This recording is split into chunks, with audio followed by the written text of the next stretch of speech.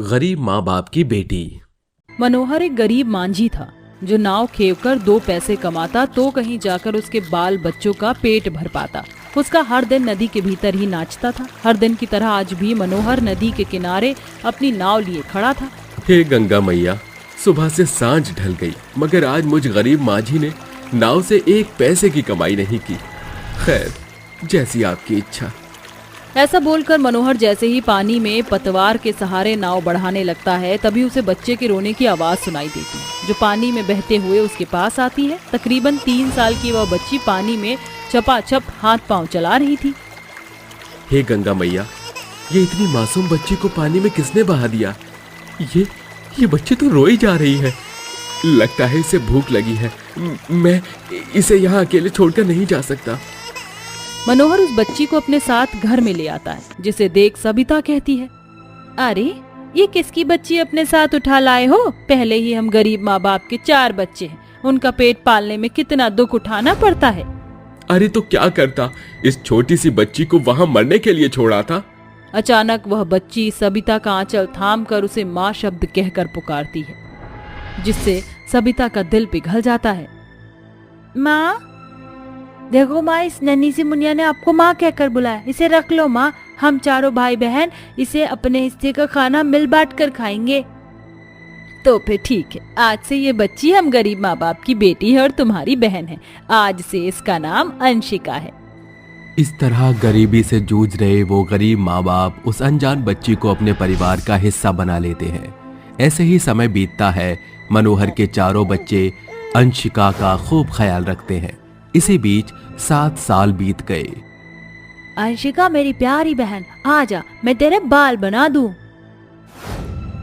मगर माँ ने आपको मेरे बाल धोने को कहा था दीदी।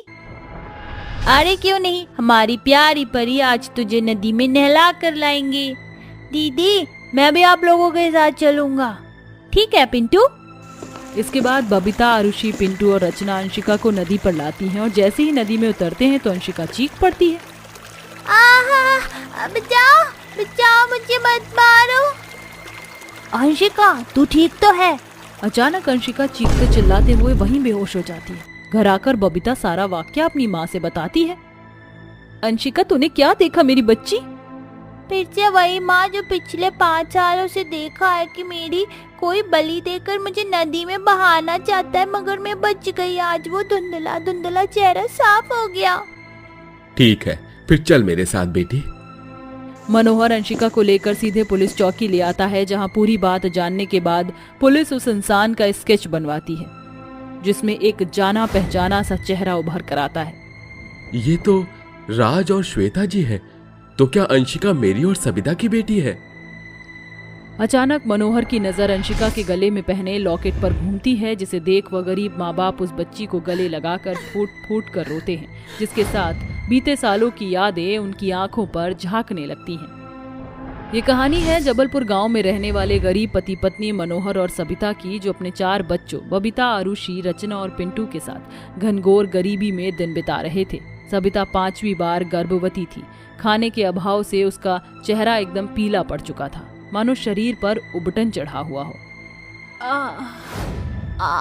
माँ। अरे क्या हुआ सविता, तू ठीक तो है? अजी, मुझे प्रसव पीड़ा शुरू हो गया है। मंदा मौसी को बुला लाओ।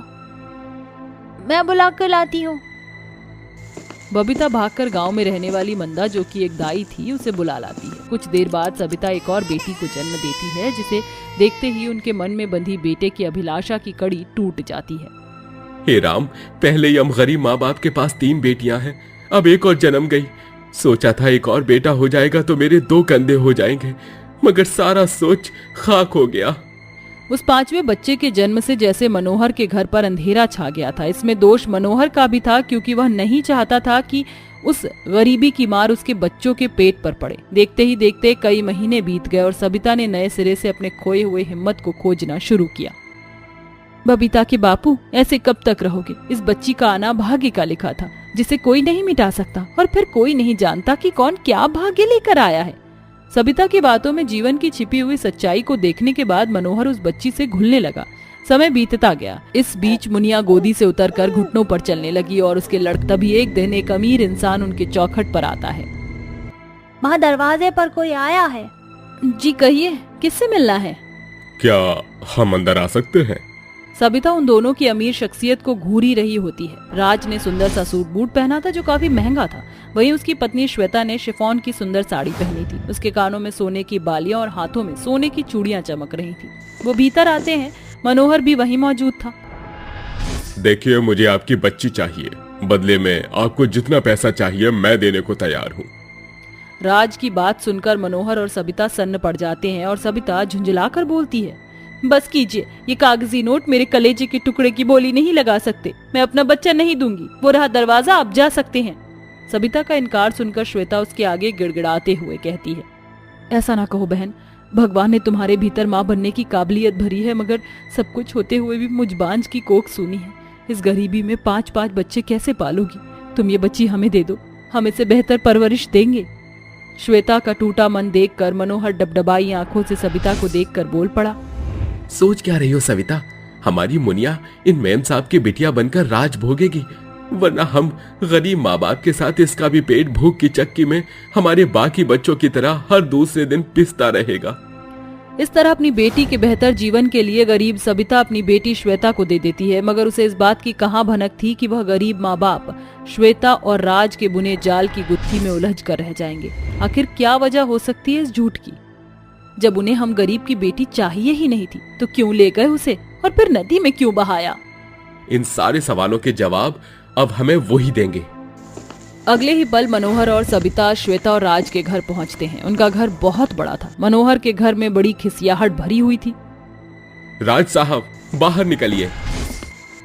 क्या हुआ? तुम लोग यहाँ? हमें हमारी बेटी वापस चाहिए। मनोहर को अपनी बेटी वापस मांगता देखकर राज और श्वेता का चेहरा डर से भर जाता है और उनके लफ्ज लड़खड़ाने लगते हैं। वो यहाँ नहीं है। होगी भी कैसे, क्योंकि तुम दोनों मियाँ बीवी ने मिलकर हमारी बेटी को पानी में बहा दिया ताकि वो डूब कर मर जाए। भले तुम बड़े लोग हो साहब, मगर कानून के हाथ तुमसे भी बड़े हैं। हम तुम्हें बख्शेंगे नहीं। ये सुनकर श्वेता फूट फूट कर रोते हुए बोलती है, हमने ये सब कुछ अपने बच्चे को बचाने के लिए किया था। हाँ, मैंने झूठ बोला था कि मैं बांझ हूँ, और ये झूठ सिर्फ अपने बच्चे को बचाने के लिए बोला था। मैं और राज बहुत खुश थे जब मेरे बेटे ने जन्म लिया, मगर डॉक्टर का कहना था कि वो ज्यादा दिन नहीं जिएगा। हमने हर हॉस्पिटल के चक्कर काटे, मगर कहीं से कोई नतीजा ना निकला। फिर हमने अपने बच्चे को बचाने के लिए बाबा का सहारा लिया। उन्होंने कहा था कि हमें एक बच्ची की बलि देनी होगी तो हमारा बच्चा ठीक हो जाएगा, मगर मैं थी तो माना। मैंने मुनिया को पानी में बहा दिया ताकि वह डूबकर मर जाए और बलि की विधि हो जाए, और मेरे हाथ एक नन्ही बच्ची के खून से ना सने, मगर मेरा बच्चा नहीं रहा। उस गरीब माँ बाप की बेटी को गोद लेने के पीछे छुपा कारण जानकर सबिता और मनोहर के पैरों तले जमीन ही खिसक जाती है और सविता कहती है, जी तो करता है कि तुम्हारे फरेब के लिए तुम्हें पुलिस के हवाले कर दूं, मगर तरस आ रहा है। तुम दोनों ने इंसानियत की शर्मसार कर दिया है। मगर शायद ये सीख थी कि कोई गरीब किसी अमीर को अपना बच्चा नहीं देगा। सबिता अपने फटकार भरे शब्दों से श्वेता और राज को आईना दिखा देती है। अपनी बेटी के साथ हुए ऐसे हादसे के बाद मनोहर एड़ी चोटी का जोर लगाकर कड़ी कठोर मेहनत करके अपने घर चलता है। साथ ही अपने बेटे और बेटियों की हर अभिलाषा पूरा करता है। वहीं राज और श्वेता को अपने किए की करनी अपना बच्चा खोकर चुकाना पड़ता है, क्योंकि भगवान की लाठी में आवाज नहीं होती।